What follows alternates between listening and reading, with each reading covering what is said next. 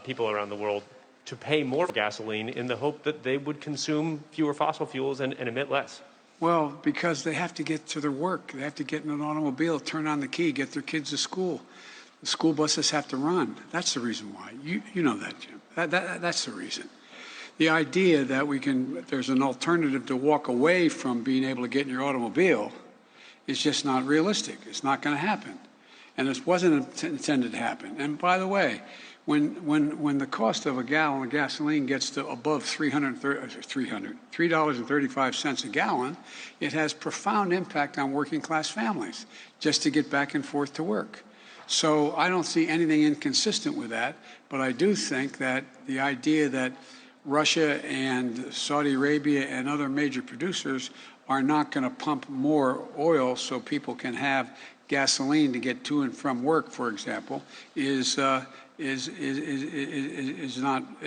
right. But and what we're considering doing with that, I'm reluctant to say before I have to do it.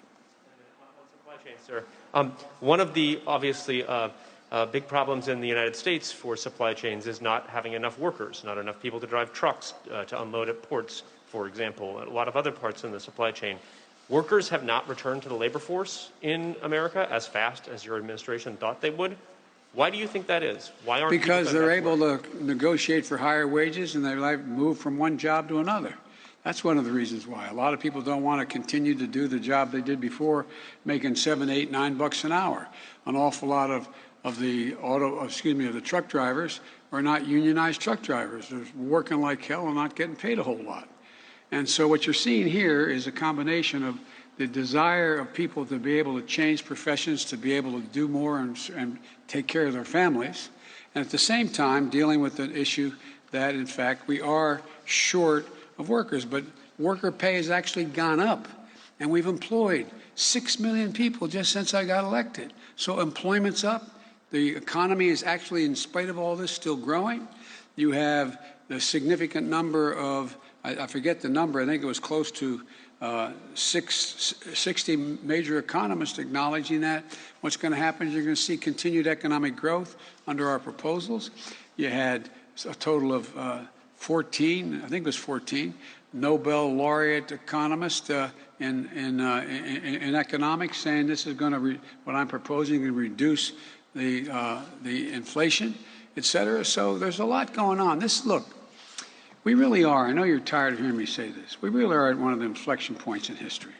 So much is changing. So many pieces on the table are moving.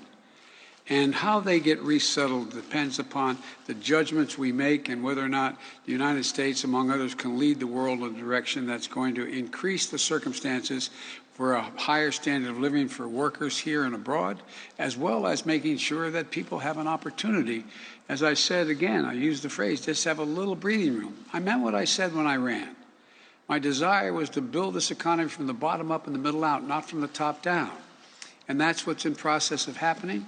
But in the meantime, there's been enormous changes as a consequence of COVID on the supply chains, because why are we having trouble? An awful lot of the very factories and operations that in fact produced material that we need for supply chains, and everything from shoes to dealing with computer chips, they're out sick, they're not working.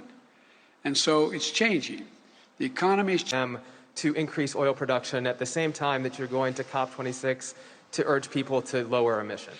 Well, on the surface, it seems like an irony, but the truth of the matter is, you've all known, everyone knows, that the idea we're going to be able to move to renewable energy overnight and not have, from this moment on, not use oil or not use gas or not use hydrogen is just not rational.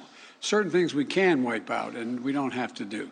We should be moving immediately to get rid of, as they've adopted here, my proposal to end methane, to deal with a whole range of things. But it does on the surface seem inconsistent. But it's not at all inconsistent in that no one has anticipated that this year we'd be in a position, or even next year, that we're not going to use any more oil or gas, that we're not going to be engaged in any fossil fuels.